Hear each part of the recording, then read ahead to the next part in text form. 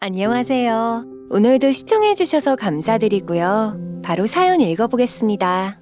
안녕하세요. 대전 사는 38살 여자입니다. 요새 현 시국 때문에 결혼식을 포기하거나 무기한 연기하시는 분들이 많이 계시는데요. 이 기회에 결혼을 조금 더 신중하게, 아니, 피를 한 번 더 확인하는 기회로 보시길 바래요. 이유는 제가 겪었던 일 때문인데요. 세상엔 진짜 이상한 사람들이 많은데 그 피는 못 속이더군요. 간단하게 가족 소개를 하자면 저는 부모님과 저 이렇게 세 가족이고요. 아버지는 계절과일 중기업을 하시고 어머니께서는 전업주부이십니다. 저희 집은 금수저는 아니지만 부족한 것 없이 살았던 것 같네요. 시댁은 아버님은 오랜 기간 선생님으로 계시다 퇴직하시고 어머니는 아버님의 퇴직금으로 작은 기사식당을 차리셔서 살림을 꾸려나가고 계십니다. 남편 밑으로는 10살 및 늦둥이 여동생이 있는데 늦둥이로 얻은 탓인지 오빠라기보다는 동생을 끔찍하게 아끼는 모습이 마치 아빠라고 해도 믿을 정도였죠. 저희 부부는 과는 다르지만 같은 대학교 CC였어요. 남편이 항상 저를 먼저 생각하는 자상한 마음씨 덕에 큰 말다툼 없이 연애를 해왔고 오랜 연애 기간 동안 양가 부모님들과는 허울 없이 잘 지냈는데요. 그렇게 대학 졸업 후 남편은 초등학교 선생님으로 저는 유치원 교사로 자리를 잡게 되었습니다.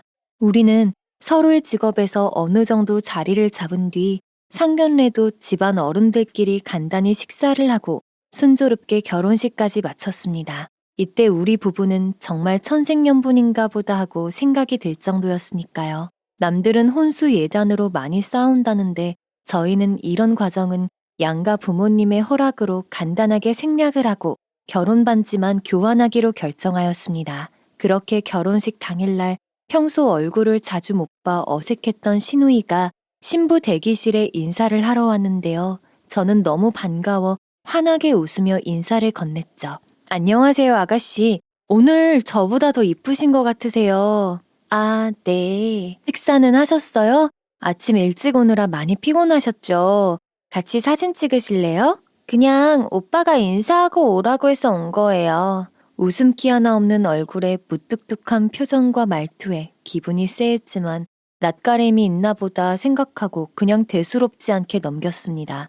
시누이 외 별다른 문제 없이 결혼식을 올리고 우리 부부는 제주도로 신혼여행을 다녀왔는데요. 신혼여행에서 돌아오고 첫날은 시댁으로 향했습니다. 그날은 시부모님과 시누이 모두 집에 있었는데요. 인사를 드린 후 편한 옷으로 갈아입고 면세점에서 산 선물을 시부모님께 드렸습니다. 시부모님께는 신선한 과일을 드렸고 시누이에게는 초콜릿을 드렸는데 표정이 좋지 않았어요. 그래서 저는 아가씨에게 초콜릿을 별로 안 좋아하냐고 물어봤지만 제 말은 무시당했답니다. 그리고 문제는 그 다음 행동이었어요. 초콜릿을 시부모님에게 주면서 입은 삐죽 나와 하는 말이 내 나이가 몇 살인데 초콜릿 선물이야. 엄마 아빠 다 드세요. 너무 황당해서 제가 어안이 벙벙한 표정을 짓고 있자 제 표정을 본 남편이 먼저 시누이에게 말을 하였습니다. 이번에 신혼여행을 제주도로 다녀와서 딱히 사올 만한 게 없더라. 뭐 갖고 싶은 거 있으면 말해. 오빠가 다 사줄게. 나는 그래도 화장품이나 향수 같은 걸로 사오지. 오빠는 내가 애도 아니고 훈에 빠진 초콜릿을 사와? 알겠어. 다음엔 화장품 사다 줄게. 그러니까 기분 풀어. 그럼 지금 돈으로 주면 안 돼? 알겠어. 우리 연지 용돈 주고 갈게. 용돈을 준다는 남편의 말을 듣고 시누이도 어느 정도 기분이 풀린 눈치였습니다. 그 후 식사를 하면서도 시누이는 제가 하는 말의 절반은 무시를 하더군요. 내가 무슨 큰 실수를 했나? 라는 생각이 들 정도였죠. 신혼집으로 돌아오는 길 남편에게 직접 물어봤습니다. 아가씨는 내가 싫은 걸까? 나랑은 말을 잘 안 하는 것 같은데 대답도 거의 무시하는 것 같고 동생이 낯가림이 심해. 아마 어색해서 그런 걸 거야. 자주 보면 괜찮아지겠지. 신경 쓰지 마. 오랫동안 봐온 동생이니 나보다 더 잘 알겠지 생각하고 그날은 그렇게 넘어갔어요. 하지만 며칠 뒤 남편의 휴대폰으로 전송된 문자 한 통에 모든 게 드러났습니다.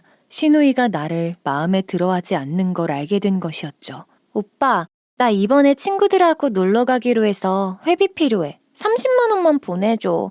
고마워, 사랑해. 친구들과 놀러 가는데 30만 원을 보내달라는 문자를 저도 보게 되었고 30만 원은 제 한 달 용돈이었어요. 너무 큰 돈이기도 하고 안 보내긴 그래서 10만 원만 남편에게 보내주라 했습니다. 그런데 10분 정도 흐르고 시누이에게 전화가 오더니 20만 원을 더 보내달라고 떼쓰는 걸 제가 남편 전화를 빼서 한마디 하였습니다. 아가씨, 30만 원은 저희 부부에게도 너무 큰 돈이에요. 이렇게 무작정 장가간 오빠한테 전화해서 돈 달라고 하시면 오빠가 너무 곤란하지 않겠어요? 아, 네. 아닌 건 아니다. 그리고 할 말은 해야 했습니다. 그런데 잠이 들려던 찰나에 남편의 휴대폰에 또 하나의 메시지가 왔습니다. 그 메시지를 본 저는 정말 말문이 턱 막혔는데요. 오빠, 그 여자랑 결혼하더니 변했어. 용돈도 매일 잘 주더니 이제 그 여자가 용돈 주지 말래? 그리고 왜 오빠 휴대폰을 그 여자가 함부로 보는 거야? 앞으로 못 보게 해. 문자 내용을 보고 그 여자? 라는 단어에 기가 차고 너무 화가 나더군요. 전화로 한마디 하려고 했는데 남편이 말려서 하지 못하였습니다. 그리고 저에게 하는 말이 아직 새언니라는 단어가 어색해서 그런 거야. 내가 확실히 호칭 주의하라고 할 테니까 신경 쓰지 마. 나이도 어리고 철도 안 든 어린애를 상대로 기운 빼기도 싫고 그냥 넘어갔습니다. 이 일이 잊힐 때쯤 제가 일하는 유치원에 뜻밖의 손님이 찾아오셨어요. 바로 시어머니였죠. 우리 며느리 일하느라 힘들지? 아니에요, 어머니. 여기까지 무슨 일이세요? 우리는 이제 가족이잖아. 사실 이런 부탁을 하는 게 염치 없지만 지금 급하게 돈이 필요해서 그런데 500만 원만 해줄 수 있겠니? 어머니, 저도 당장 500만 원이라는 큰 돈을 혼자 드릴 수가 없고 남편한테 말해봐야 될 것 같은데요. 혹시 찬우 씨한테도 말하셨어요? 가게가 장사가 잘 안 되고 밀린 월세랑 아줌마 월급도 줘야 되고 식자재 대금을 줘야 하는데 너무 밀려서 아들한테 말하면 가게 장사 접으라고 할까봐 식당이라도 해서 돈을 벌어야 너희한테 짐이 안 되지. 다음날 적금 만기되는 게 있으니 그때 돌려줄 테니 좀 빌려주면 안 될까? 눈가에 눈물이 그렁그렁 맺히신 시어머니 모습에 결국 저는 어머니께 돈을 보내드렸습니다. 시집 올 때 비상금은 갖고 있어야 한다며 친정엄마가 주셨던 돈을 남편 몰래 빌려준 거였죠. 그렇게 돈을 갚기로 한 날이 다가왔으나 어머니께서 먼저 연락도 없고 제가 연락을 드려도 전화를 받지 않으셨죠. 사정을 감안해서 약속 기일보다 3-4달을 더 기다려드렸지만 문자를 보내도 여전히 답장은 없으셨어요. 처음엔 식당이 바빠서 전화를 못 받나 생각을 하고 시댁에 안 간 지 오래돼 직접 찾아가 보았는데요. 시어머니 식당은 한적하고 누워서 TV를 보고 계시길래 인사를 드렸죠. 어머니, 저 왔어요.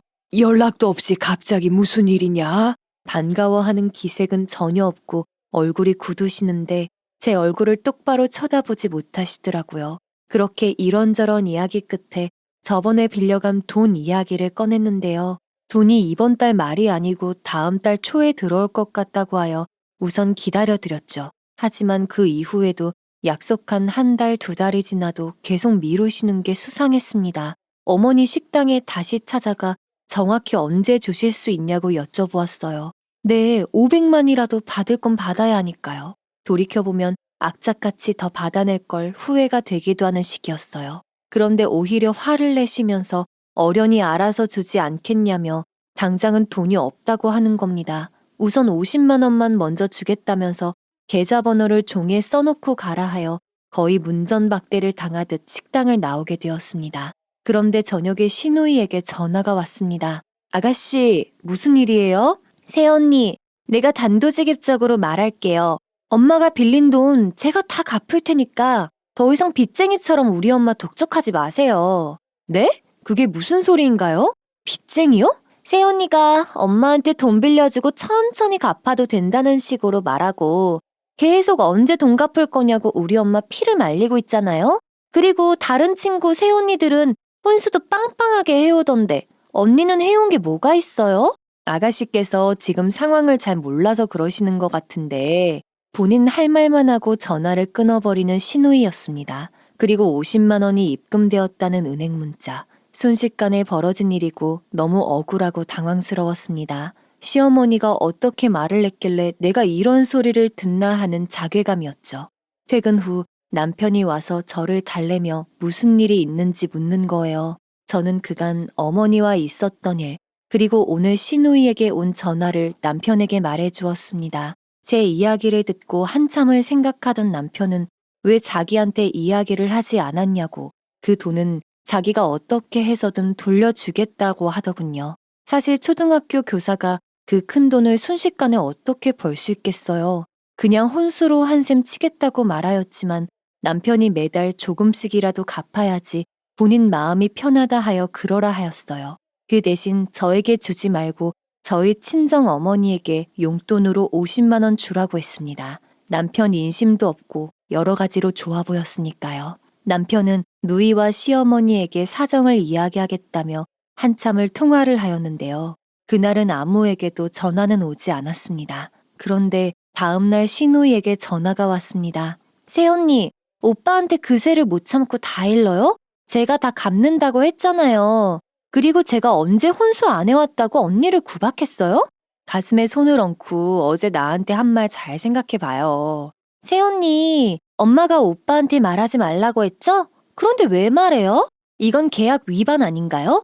그러니 저희 엄마가 보내준 돈 50만 원 돌려주세요. 아가씨, 저는 사실 그 돈 혼수로 해드렸다고 생각하려 했는데요. 남편이 끝까지 갚겠다고 하네요. 사실 남편이 갚는 돈이 무슨 의미가 있겠어요? 그냥 혼수한 셈 칠게요. 시누이와 말싸움을 해봤자 저만 피곤하고 계속 50만 원을 돌려달라며 생난리를 치길래 전화를 끊었죠. 남편이 해결하도록 시누이 일은 넘겼습니다. 본인 돈으로 시누이에게 50만 원을 돌려준 것인지 저에겐 별다른 연락이 없었고 이렇게 마무리가 되는 것 같았습니다. 가끔 시댁에 가게 되면 그래도 시어머니는 저에게 미안한 마음은 있었던 건지 딱히 나쁘게 하는 건 없었는데요. 시누이 눈에서는 레이저라도 나올 정도로 째려보는데 얼마나 꼴보기 싫던지. 그래도 제 편을 서주는 남편 덕에 참을만 했죠. 그렇게 지지고 볶고 살던 중 기다리던 아파트 신혼부부 청약에 당첨이 되었습니다.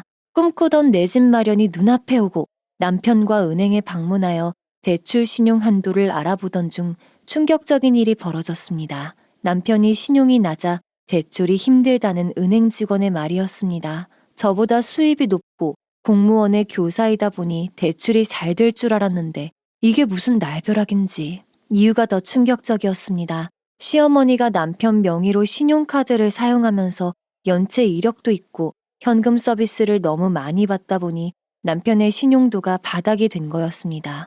어머니께서 남편 명의로 신용카드를 사용한 지는 꽤 되었으며 일전에 돈을 빌려간 이유도 신용카드를 돌려막는 데 한계가 와 제 돈으로 메꾼 거였더군요. 그 외에도 남편이 돈을 대신 갚은 적도 꽤 있었어요. 이거 외에는 더 이상 저에게 숨기는 게 없다는 남편의 말은 신뢰가 가질 않았습니다. 저는 불같이 화를 냈고 다시는 이런 일이 없도록 그날 이후 모든 돈 관리는 제가 하게 되었습니다. 생각해보니 남편의 식사야 학교에서 먹으면 되니 출퇴근 기름값만 있으면 되었는데요. 저희 부부는 이 사건이 있기 전까지는 부부 적금 통장에 매달 입금을 한 뒤 나머지 금액에 대해선 터치를 안 했습니다. 그러니 남은 돈을 시댁 카드값 갚는 데 사용하였다는 말에 뒤통수를 맞은 기분이었습니다. 남편은 연신 미안하다며 다시는 그렇지 않겠다고 했어요. 그 이후 제가 돈 관리를 시작함과 동시에 시댁에 매달 드리던 용돈은 끊기로 했습니다. 그리고 이번에 청약 당첨된 아파트는 기회가 아깝다 보니 친정의 도움을 받아 구입을 하게 되었어요. 대부분의 돈이 아빠가 지원해 준 거라 저와 아버지의 공동 명의로 하게 되었습니다. 정말 저희 부부 첫 아파트 구매 너무나 힘들었네요. 또한 이 사실은 아무에게도 말하지 않았는데요. 굳이 먼저 말할 이유도 없었으니까요. 저희는 가까운 친지들을 불러서 집들이를 1차로 진행하였으며 2차로는 시댁 식구들을 초대했어요. 그래도 남편의 하나밖에 없는 가족인데 어떻게 쏙 빼놓을 수 있겠어요. 이때 시누이의 돌발 행동이 시작되었죠.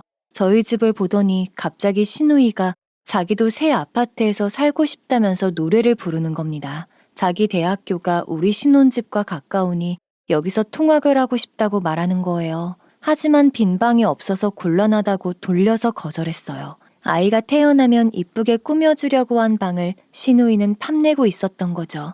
그래서 제가 먼저 말을 꺼냈습니다. 아가씨, 그 방은 나중에 우리 아이가 태어날 때 대비해서 준비하는 방이에요. 아가씨도 독립하고 싶다면 아르바이트를 해서 대학교 근처 신축 원룸을 얻는 게 좋지 않겠어요?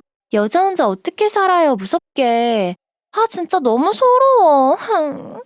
소리를 지르다가 울다가 나이가 20살인지 10살인지 구분도 안 가는 상황이었습니다. 그리고는 저 몰래 남편에게 가서 자기도 새 아파트에 사는 게 소원이었다면서 제 남편을 울면서 설득하고 있는 거예요. 이거 잘못하다가 시누이 시집 갈 때까지 내가 데리고 살아야 하는 거 아닌가라는 생각이 들기도 했죠. 그날은 그렇게 마무리했습니다. 다음날 이런 이야기를 엄마에게 말하니 에휴, 그래도 매몰차게 하는 건 도리가 아니니 집 구할 때까지만 있게 해줘.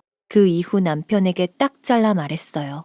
원룸 구할 때까지 딱 한 달만 있기로요. 집들이 사건 이후 시동생은 자기 짐을 이것저것 챙겨와서 정말 자기 집인 것처럼 편하게 생활을 하더군요. 자기가 먹어놓은 설거지도 안 해놓고 방도 제대로 안 치우더군요. 막내로 자라서 그럴 수도 있겠다 생각했지만 이건 아니다 싶어 남편에게 말해서 본인 방은 자기가 직접 청소하라고 시켰습니다. 사실 저희 부부는 시댁일이 아니면 큰 소리 날 일도 없고 워낙 금슬과 속궁합이 좋아서 이세 걱정은 크게 없었어요. 원래 계획도 내 집 마련을 하게 되면 바로 아이를 갖기로도 하였거든요. 그렇게 임신 가능한 날을 기준으로 저희 부부는 그날 저녁은 술은 절대 먹지 않고 일찍 부부 침실로 들었는데요. 이럴 때마다 귀신같이 신우가 끼어들었습니다. 크게 문 여는 소리와 함께 노크도 없이 들어와서 이쑤시개, 면봉 등 말도 안 되는 걸 부부 침실에서 찾는 거예요.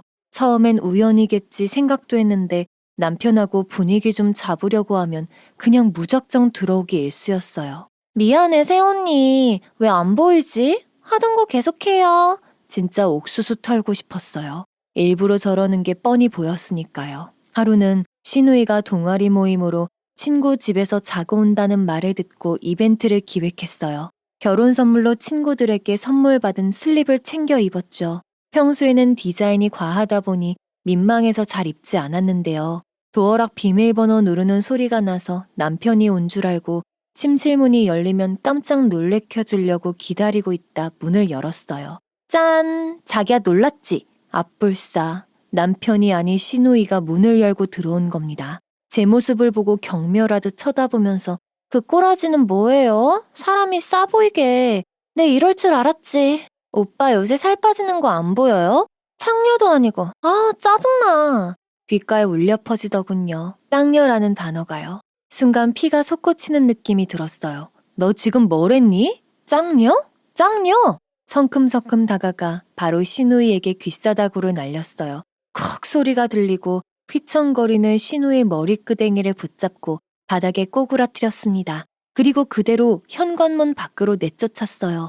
얼마 후 저녁 퇴근 즈음에 남편이 밖에서 울며 불며 소리치는 신우를 달래는 소리가 들렸습니다. 집으로 들어오자마자 신우 말만 듣고 노발대발 하는데 제가 한 단어를 말하자 어안이 벙벙한 듯 조용히 입을 다물었어요.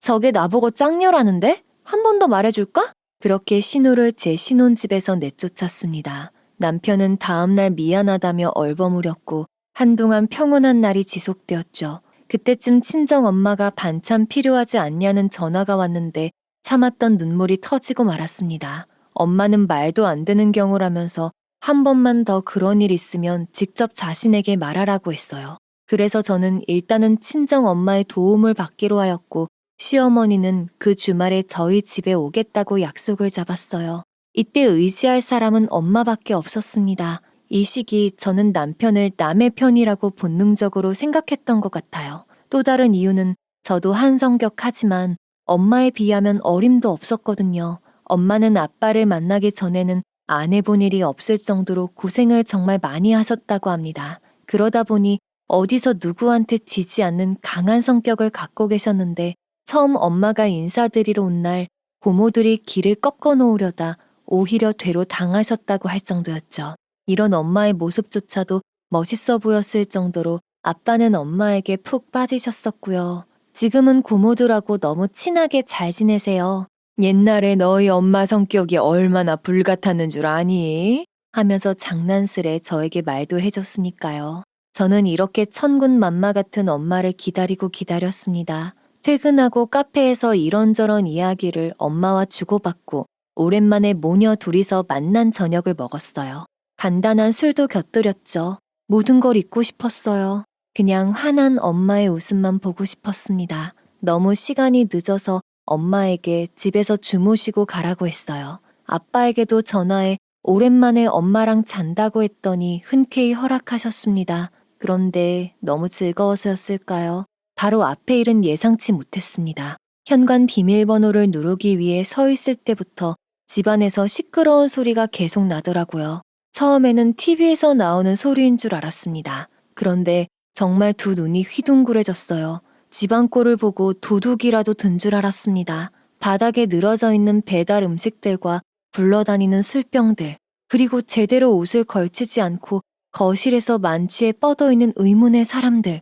이게 무슨 일인가 싶었습니다. 오히려 엄마가 저보다 더 놀라신 것 같았죠. 정신을 가다듬는 도중에 인기척에 대자로 뻗어있는 사람들 중에 한 명이 묻더군요. 누구세요? 진짜 황당하고 기가 차서 말도 안 나오더군요. 예의를 지키고 말고 할 게 아니었어요. 지금 남의 집에서 더럽게 뭐 하는 짓이야? 경찰 부르기 전에 당장 나가! 다들 술을 얼마나 먹었는지 몸도 제대로 못 가눌 정도로 휘청거리며 잽싸게 겉옷을 걸치고 도망갔습니다. 여기서 끝이 아닌데요. 저희 부부 침실에서도 이상한 소리가 나서 살짝 문을 열어보니 술에 취해 고주망태가 된 시누이와 시로락이 걸치지 않은 남자가 착 달라붙어 바닥에 쓰러져 있더군요. 근데 갑자기 엄마가 그들 곁으로 한 발짝 가더니 한 손으로 휙휙 내리치셨어요. 정말 열불이 나서 자고 있던 시누이와 그 남자의 뺨을 번갈아 때리신 겁니다. 짝, 짝, 짝. 아, 뭐야! 아! 이런 시누이의 중얼거림. 남자의 단발마. 그제서야 시누이가 정신을 차렸는지 개슴츠레한 눈으로 엄마를 보며 아줌마 뭐야? 그 손 안 치워? 여기 왜 있어? 우리 집에서 나가! 라는 말도 안 되는 소리를 하자 화가 머리끝까지 나 있던 엄마는 싱크대에서 큰 그릇에 물을 가득 받아와서 그 둘에게 끼얹었습니다. 깜짝 놀란 남자는 정신을 제대로 못 차리고 시동생을 내버려둔 뒤 신발도 채 신지 못하고 도망쳐 나갔고요. 문제는 시누이였습니다. 더욱 충격적이었던 것은 저번에 친구들이 사준 제 슬립을 걸치고 있던 겁니다. 화장대는 엉망진창에 쓰레기통에 제 속옷이 다 버려져 있었고요.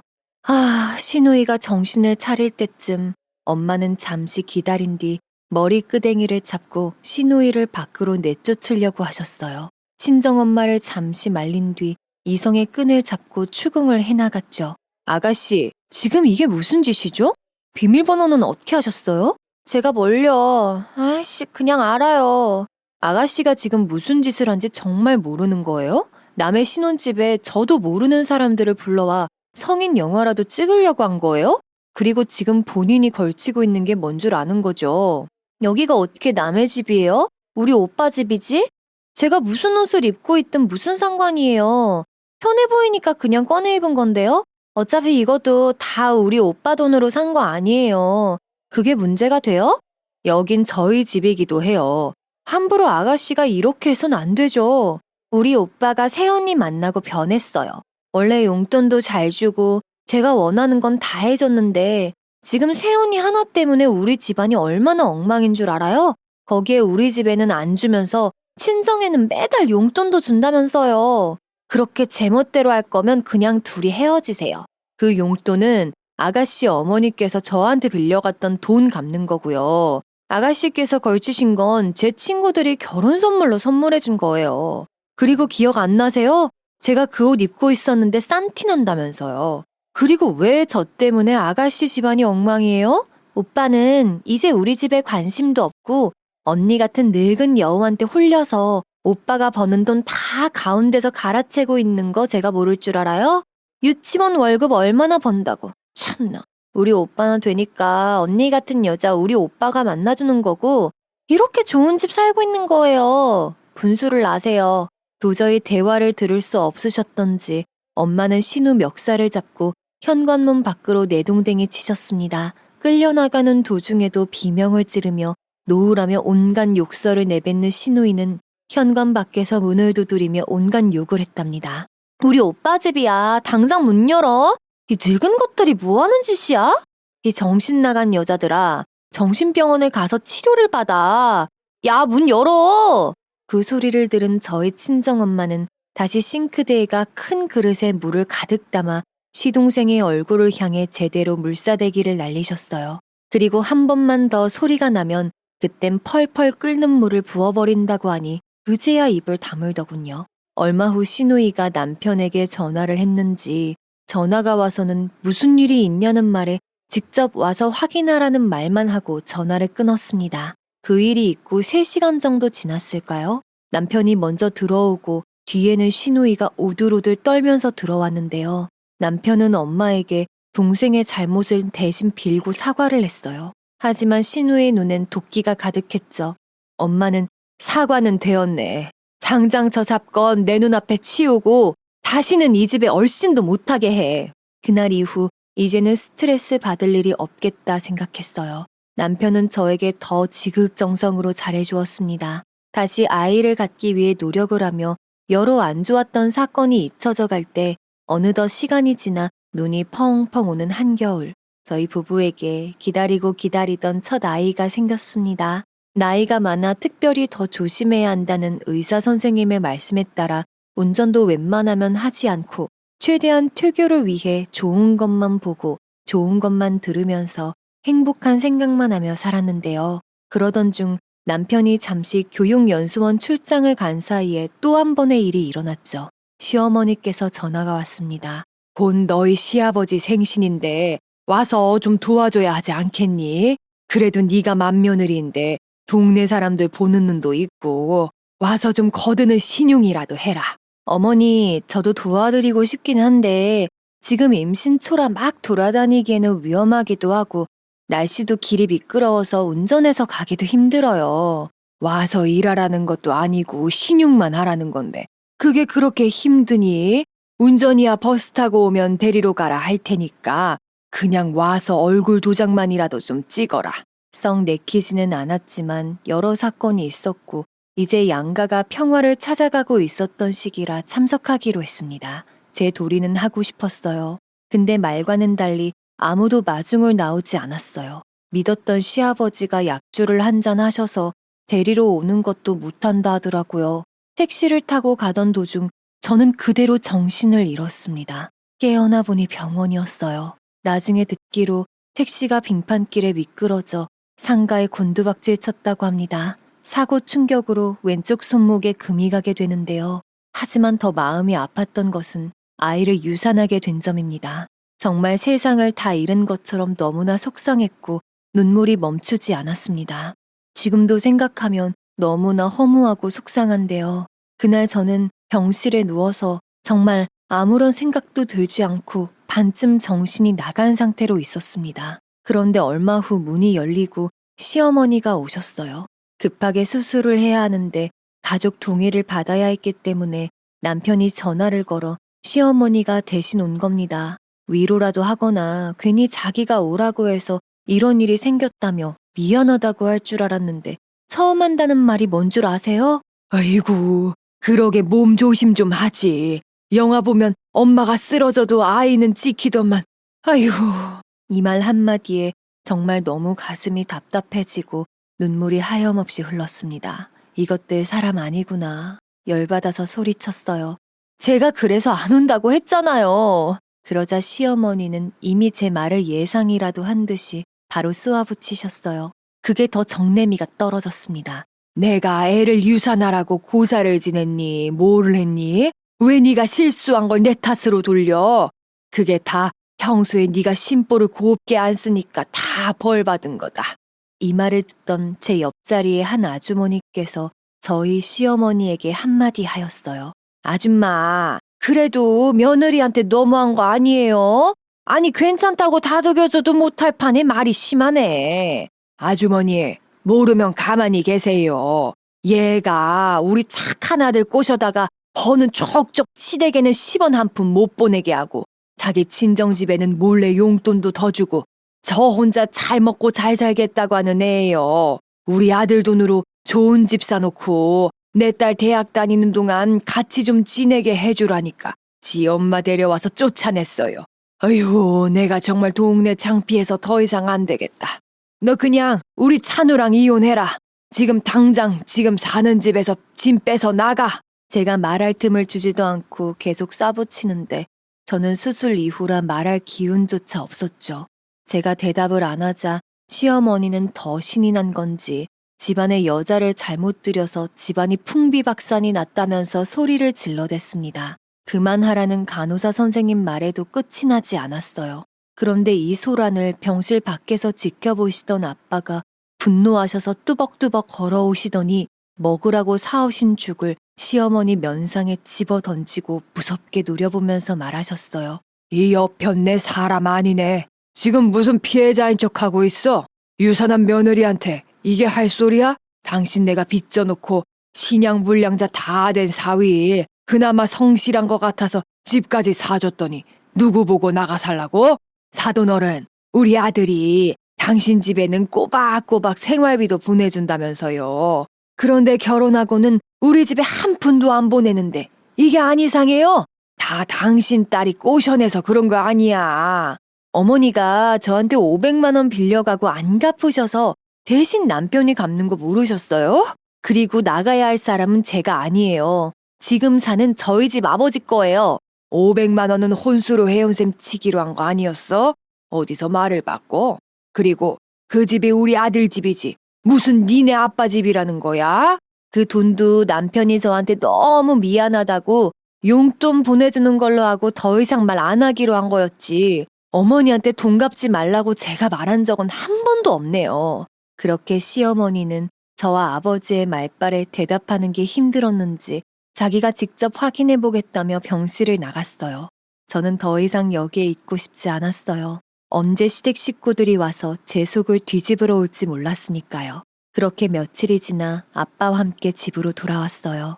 남편에게는 그간 자초지경을 말한 뒤 당분간 친정집에 가서 쉬고 싶다고 말을 했어요. 이맘때쯤 남편과는 별도로 제 속마음은 이혼을 생각하고 있던 시기였어요. 그렇게 캐리어에 짐을 싸기 시작했습니다. 좀 오랫동안 친정에서 안정을 취해야 할 것 같아 짐을 정리하여 쌓기 시작하였죠. 그런데 요 근래 외출할 일이 없어서 신경을 안 썼는데 처녀 시절 해외여행 놀러 가서 면세점에서 산 명품 크로스백이 안 보이더라고요.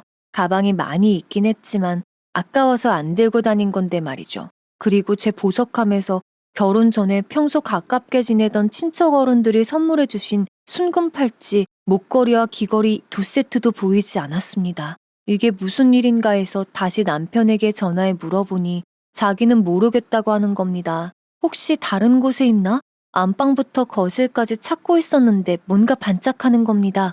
뭐지? 햇빛이었나? 라고 계속 찾고 있었는데 또 뭔가 반짝 빛이 반사되는 겁니다. 탁상시계였어요. 남편이 결혼기념일날 사준 선물이었는데 뭔가 이상한 겁니다. 자세히 들여다보니 핸드폰 카메라보다 작은 렌즈가 보였어요. 이 탁상시계는 신혼 초기 때 저보다 일찍 출근하신 남편이 자기 대신 깨워준다며 본인 목소리를 녹음해서 결혼기념 선물로 받은 거였는데요. 거실에 1개, 부부 침실에 1개가 배치돼 있었습니다. 혹시나 하는 생각에 카메라를 들고 판매 업체에 가서 확인해 봤는데요. 이게 초소형 카메라가 맞다는 말에 소름이 등에서부터 싹 돋았어요. 그럼 남편이 이걸 왜? 라는 5만 가지 생각이 들었습니다. 남편의 서재로 가서 데스크톱 컴퓨터를 검색해 찾아보니 아무것도 나오지 않았어요. 이상하다 생각하고 뒤돌아서려는 찰나 구석에 있던 남편의 노트북이 눈에 들어왔습니다. 이 노트북은 학교 수업용 노트북이라 잘 쓰지 않는 거였거든요.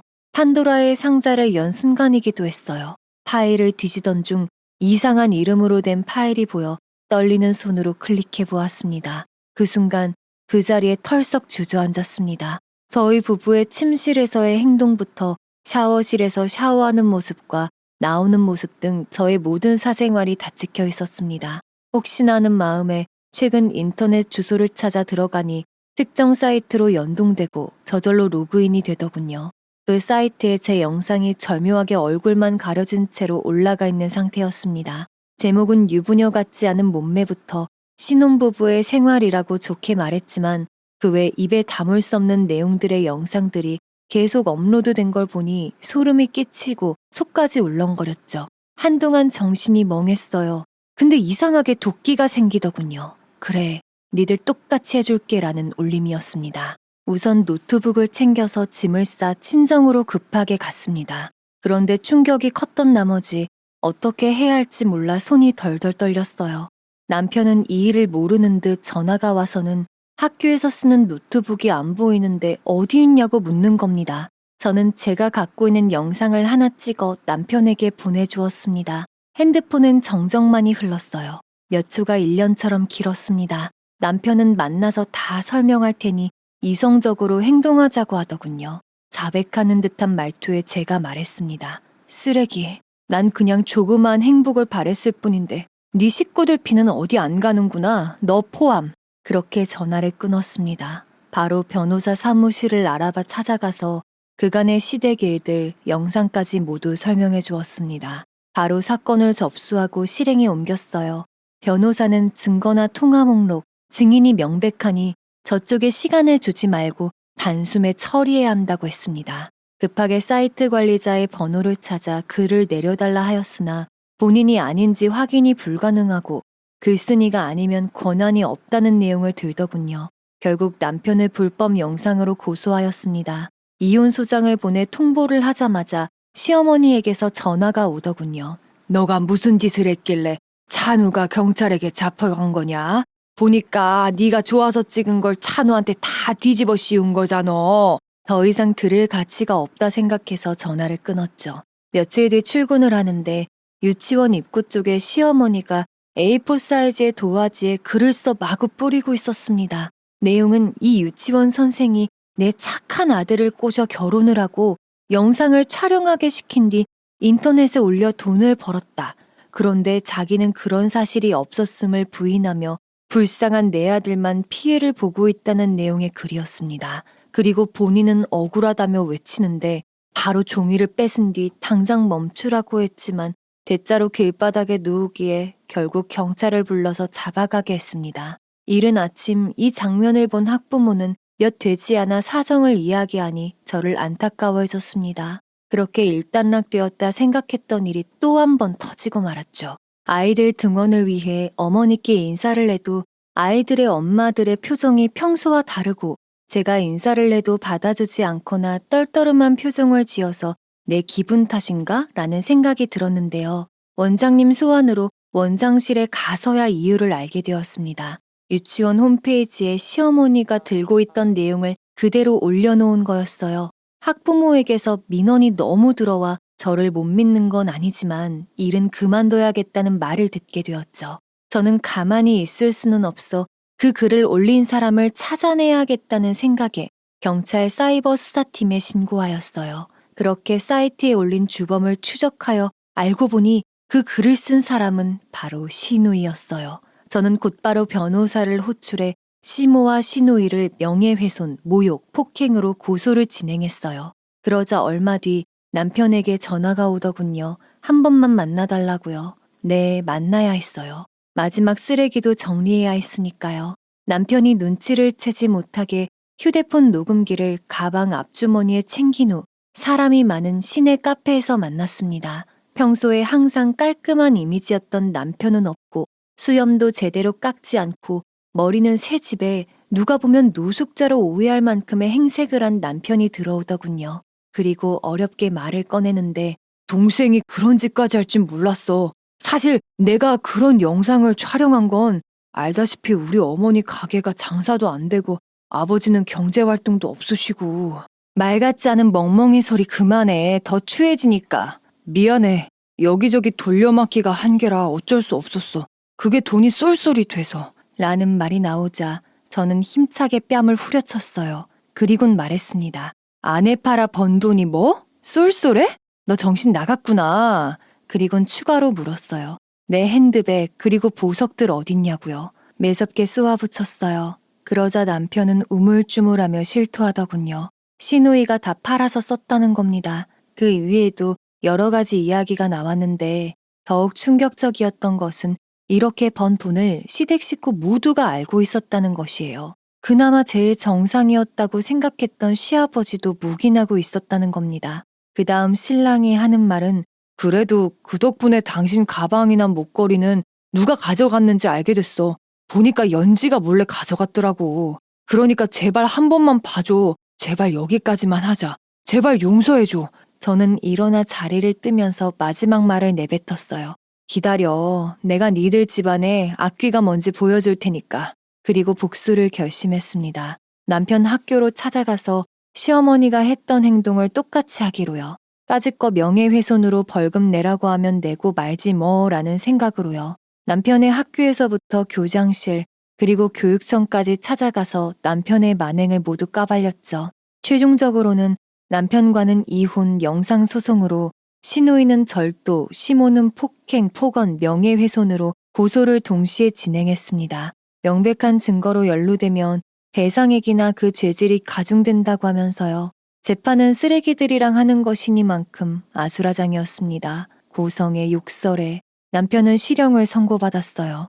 징역 3년을 선고받았고 저는 위자료로 8천만 원을 배상받을 수 있게 되었어요. 시누는 집이었지만 훔친 제 물건들에 가중돼 1,200여만 원을, 시모는 400만의 배상액을 선고받게 되었지만 시모가 한 행동으로 인한 실직으로 추가로 800만 원의 배상을 더 받게 되었습니다. 또한 저에게 빌려가 아직 갚지 못한 400여만 원도 토해내게 하였습니다. 시모 앞으로만 총 1,600여만 원이었어요. 가뜩이나 돈이 없어 이리저리 돌려막기 하고 있었는데 그 끝은 지옥으로 가게끔 독하게 임했습니다. 그동안 겪어왔던 스트레스와 아가를 생각하면 턱도 없는 판결이었지만 그들에겐 지금부터가 지옥일 테니까요. 더 웃긴 건 재판이 그들에게 불리해지자 제발 선처해달라던 시댁 식구들과 그제서야 자기가 잘못한 걸 인지하게 된 시누이의 눈물은 동정심이 들기보다는 가증스럽다는 생각밖에 들지 않았습니다. 선처는 일절 없었습니다. 어림도 없었습니다. 그 뒤 어떻게 되었냐고요? 우선 남편의 짐은 본인 돈으로 산 물건에 대해서만 추려보니 몇 개 없었어요. 그래서 택배로 시댁의 본가집이 아닌 식당으로 보내드렸습니다. 박스에는 전 남편 바지, 티, 옷 이런 식으로 박스마다 전 남편 범죄자라는 내용을 매직펜으로 보라고 적어두었어요. 그 이후 시댁은 위자료 때문에 식당도 팔고 다 처분해야 했습니다. 남편은 교직자 생활을 할 수 없게 되었죠. 큰 집 생활을 마치고 나온 뒤에도 아마 할 수 있는 일이 제한적이기 때문에 재혼은커녕 사람 구실하기 힘들 것 같습니다.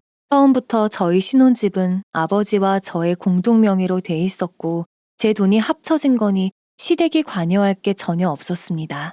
시댁에서는 있는 돈, 없는 돈, 남편 퇴직금을 더해 위자료로 지급해왔습니다. 저는 그 돈으로 제가 하고 싶었던 어린이집을 부모님 댁 근처에 열어서 원장이 되고 지금은 유치원 선생님 3명을 고용하여 나름 큰 어린이집을 운영하고 있답니다. 부모님 또한 확실히 하라며 크게 지원을 해주셨어요. 여기에 신혼집으로 구한 아파트가 시세가 많이 올라 팔고 부모님 집과 아파트를 매매한 돈을 합쳐 큰 집으로 이사도 하고 부모님과 함께 여행도 다니며 행복하게 지내고 있습니다. 사실 카메라 사건이 있었을 때는 세상이 무너지는 듯한 기분이었고 충격에 정신과 치료까지 받아야 했지만 지금은 완치하고 매우 건강합니다. 뭐랄까요? 저는 그냥 소소한 행복을 원했어요. 남들이 사는 것처럼요. 근데 이런 평범한 삶이 제일 힘든 것 같습니다. 특히나 주변에 쓰레기들이 많다면요. 사람은 그 겉모습만 봐서는 절대 알 수가 없더군요. 완벽히 숨기니까요. 하지만 적어도 시댁 사람들을 보면 어느 정도 가늠은 될 것 같아요. 세상은 다 속여도 그 피는 못 속이니까요. 상식을 벗어난 사람들, 이젠 정상적인 사람들과 제 미래를 위해 앞만 보고 열심히 살아가고자 합니다. 지금까지 긴 사연 들어주셔서 감사합니다. 여러분의 가정에는 평안만이 깃들길 바라면서 이만 마치겠습니다. 더 많은 이야기, 기막힌 사연을 듣길 원하신다면 구독과 좋아요, 알림 설정 부탁드립니다.